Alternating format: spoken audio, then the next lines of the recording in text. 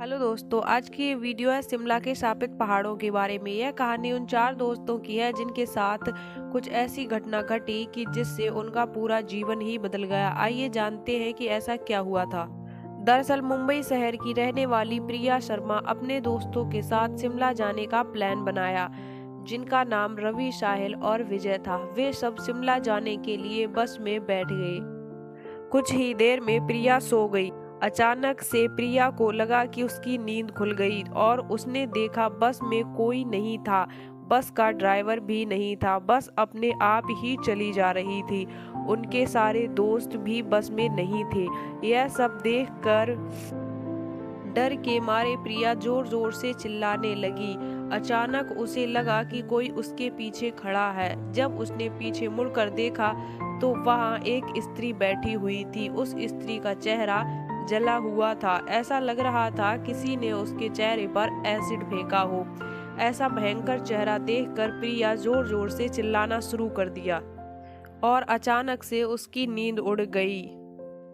वो एकदम डरी हुई और पसीने में पूरी भीग गई थी। पास में बैठे हुए विजय ने पानी की बोतल दी और बोला, शायद तुमने कोई सपना देखा होगा।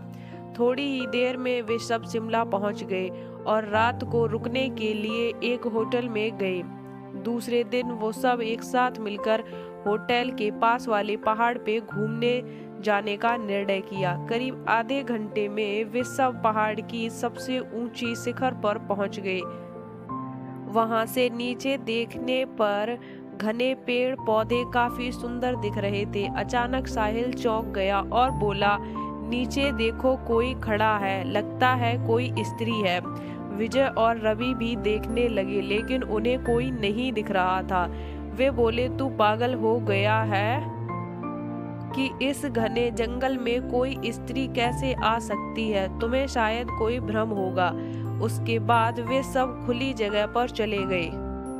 रात होने वाली थी, इसलिए उन सब ने पहाड़ पर ही रुकने का निर्णय किया। इसलिए उन सब ने वहां पर ही तंबू बनाया और खाने पीने के लिए सामान बाहर निकाला। प्रिया की बैग तंबू के बाहर ही रह गई थी, इसलिए वह लेने के लिए बाहर गई तो वहां पर उसे किसी की आवाज सुनाई दी। प्रिया ने उस आवाज की ओर घूमकर देखा तो उसे सामने से कोई 3 आदमी आते हुए दिखाई दे रहे थे। उनके हाथ में धारदार हथियार देखकर प्रिया डर जाती है और दौड़कर तंबू के अंदर आ जाती है। उसने अपने दोस्तों से बताया तो उन्होंने उसकी बात पर विश्वास नहीं किया। प्रिया चिल्लाकर बोली, आप सब पागल हो गए हैं क्या? कोई भी मेरी बात पर विश्वास क्यों नहीं कर रहा है? चलिए मेरे साथ बाहर, मैं बताती हूँ। वे सभी बाहर आकर नीचे की तरफ देखने लगे।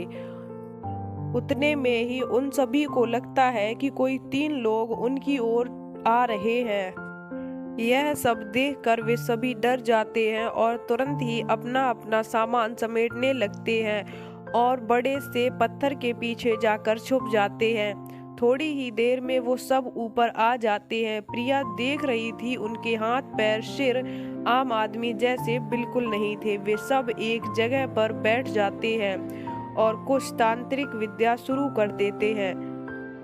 उनमें से एक आदमी अपने हाथ की उंगलियों को काट देता है, लेकिन अंधेरे की वजह से उन्हें कुछ भी ठीक से दिखाई नहीं देता। अचानक उन चारों ने देखा कि एक औरत उन आदमियों के बीच में लेट जाती है। कोई भी ये नहीं जानता कि वो औरत वहां पर कैसे पहुंची। प्रिया ने कहा, मुझे ये सब समझ में नहीं आ रहा। आखिर ये सब क्या हो रहा है? मुझे बहुत ही डर लग रहा है। एक वो तीनों उस औरत को सूंघने लगे। वहीं पे अचानक से उस औरत ने इन लोगों की ओर उंगली उठाई और इशारा करने लगी और वो सब डर गए। वो तीनों उस औरत को छोड़कर इन लोगों की ओर बढ़ने लगे और वो सब उस पहाड़ी से नीचे उस होटल की ओर दौड़ने लगे। प्रिया और साहिल सबसे आगे थे। विजय और रवि उनके पीछे दौड़ रहे थे। प्रिया और साहिल होटल तक पहुंच गए, लेकिन रवि और विजय का कोई पता नहीं चल रहा था। प्रिया ने होटल वालों को ये सारी बातें सुनाई और उन लोगों ने कहा कि उस पहाड़ पर कोई नहीं जाता, वो पहाड़ शापित है, जो भी वहां जाता है वो कभी वापस नहीं आता। आप भी किस्मत वाले हैं कि आप जिंदा बचकर आ गए। और उन दोनों ने ही ये सारी कहानी बताई और कहा उनके दोस्त विजय और रवि वापस लौटकर नहीं आए। उन्होंने कहा कि उन्होंने अपने दोस्तों को ढूंढने की बहुत कोशिश की, पुलिस में कंप्लेन भी की, फिर भी कोई फर्क नहीं पड़ा। दोस्तों, अगर आपको हमारी ये कहानी पसंद आई तो अपने दोस्तों के साथ इसे शेयर जरूर करें। ऐसी और भी कहानी सुनने के लिए हमारे चैनल को सब्सक्राइब कर लें।